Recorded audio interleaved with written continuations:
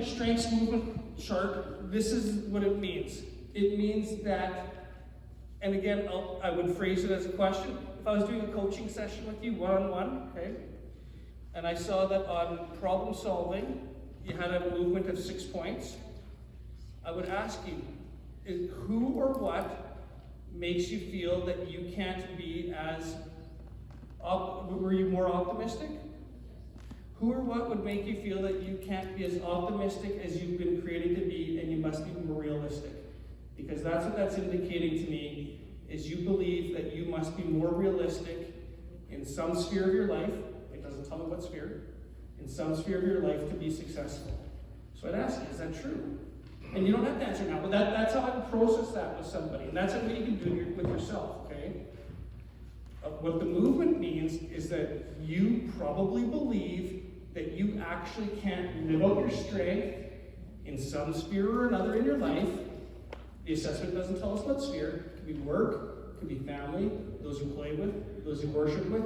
I don't know, right? That's the question. Who or what makes you believe that you can't be as optimistic as a problem solver as God created you to be? Let's see if I can pull it up here so I can move that.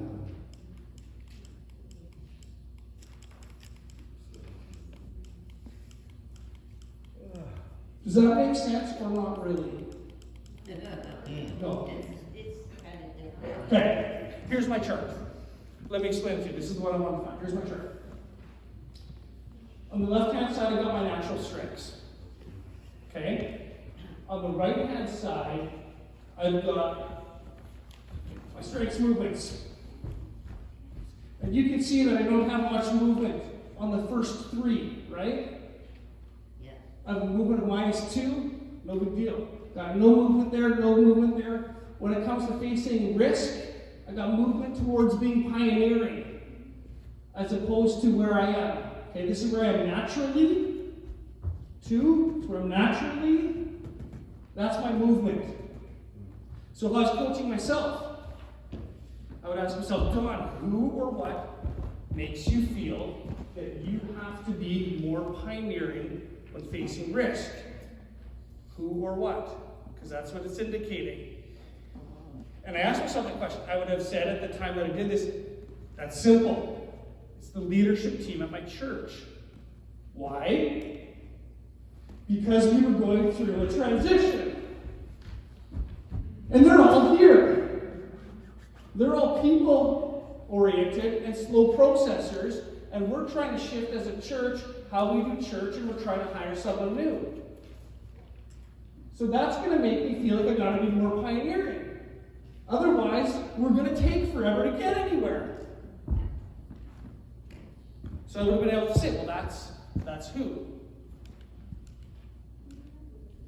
Because this is what we had on our team. Nina was pioneering. Everyone else was structured. And we're trying to change the way we do church, and we're trying to hire someone. How long do you think that would take? Yeah. How long did it take Randy? Too long? Too long. And it caused hurt in our congregation. And people were expecting change, and change wasn't happening. And people left. So you would ask me, who or what made you feel that you had to be more pioneering and facing risk? Our leadership team. It doesn't mean in every area of my life I felt that. It means in that one sphere I felt that. Okay? So that's the question to ask yourself on your strengths movement chart is who or what is causing that? And what area of life is that's in? Because if that movement is so big like mine was, which was a 7, you can't do that forever. Or a 5 or whatever. It's on your page it says anything more than 5 or that crosses over the center line you should be concerned about, because you can't do that long term. It's causing too much stress on you. Okay, so you got a lot of big movements on yours. So you want to really ask yourself the question, who or what is making you feel that way? Because you can't operate like that forever. The minuses, you're talking about the minuses. Movement either way. You know, movement either way. I could have been. I think your reports, because you did a newer one than me. I think they list them all as minuses. Is that right? No hope. Okay, so I think that just indicates directionality. Okay, so the pluses or the minuses of anything more than 5. Or anything that crosses over the center line. Because then that's actually making you feel like you have to operate in the other strength. It's not even that you have to operate in your natural strength more or less. It's that you believe that you have to operate in the other strength. And you can't do that long term. Because that's not who God created you to be. That's the reason why you can't do it long term. Okay, so that's the question that I would have with you. Who or what makes you feel that way when you're looking at your movements? If it's a movement of 2, if it's a movement of 3, if it's a movement of 4, I wouldn't care unless it crossed over the center line. Okay? Yeah. If you're picking a team, Yeah.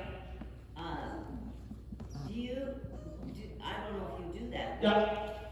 Do you know everybody's strengths and weaknesses in your team and pick them out so that they're all complementing each other? Perfect. And that's what gives us strength wheel. PD wanted to get there, and then we will wrap it up, but I'll stick around for questions as long as possible. Here's what I would do if I was picking a team. Okay? And we started to do this with our team, but I wasn't in the position to force it earlier. What I would do is I get everybody on your team to do a leading from your strengths assessment right away. Everybody that's already on your team. Then you have 4 quadrants up here. Okay, and you'll see this on your own strengths wheel. You got people-oriented and slower, you got people-oriented and faster, you got task-oriented slower, task-oriented faster. So I find out who's on your team, and then I would take your top candidates, and I'd get them to do an assessment. Again, I'm not getting any commission on these things, but they're only $30. Wouldn't that be worth a whole lot of less hassle in your life? I think so. Again, my top candidates, whether it's a volunteer position or a paid position, to do one of these and see where they plot. This here, don't tell my church, that's my church team. Okay? They're mostly here. Except me. If we're bringing somebody else onto our leadership team, which we're planning on doing a couple of people, I don't care how great of a Christian they are, I don't want anyone else here. I don't want anyone else here. We got that space and those strengths covered. But we have blank spots on our team.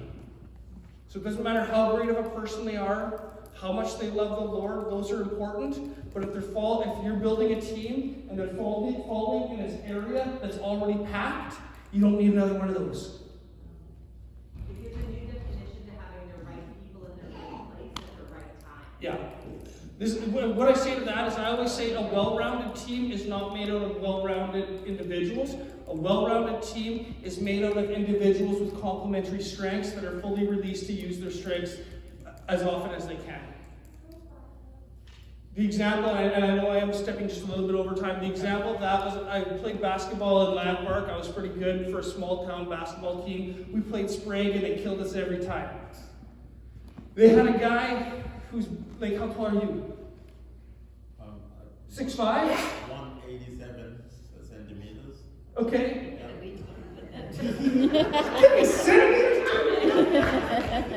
There, guy, I still have troubles with counting in feet and inches and stuff. Like, centimeters is much better, right? there, guy, 6'5", 350 pounds. Okay? Guy, 6'5", 350 pounds, so bigger than you. He's not you. This guy is not athletic. They didn't ask him to run up and down the court. They placed him under the hoop.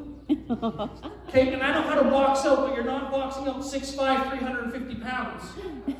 And so they would lob him the ball. Like, they'd lob at him at 10 feet. You're not stopping that pass. And all he would do is put it in. Then we would get the ball. He never even ran back and played defense. That wasn't his strength. He didn't need to. They had another kid. I don't know, there's not a small enough person here. Not even some of you ladies. There's a smaller kid than anybody here. He was 5'5", 120 pounds. You know where they put him? They put him at the three-point line. All he did was kill us with three-pointers. He didn't rebound. He just killed us with three-pointers. So a well-rounded team is not made out of well-rounded individuals. I mean, you would walk into Sprague and you would say, these guys won't beat anybody, and they blew everybody out. Because their coach understood the strengths that he had on the team and said, I only want you to do that. All he wants you to do that, and do that mostly. So think about that in terms of where you are and how God created you to be. And if you could do your strengths mostly, the type of kingdom impact that would actually make.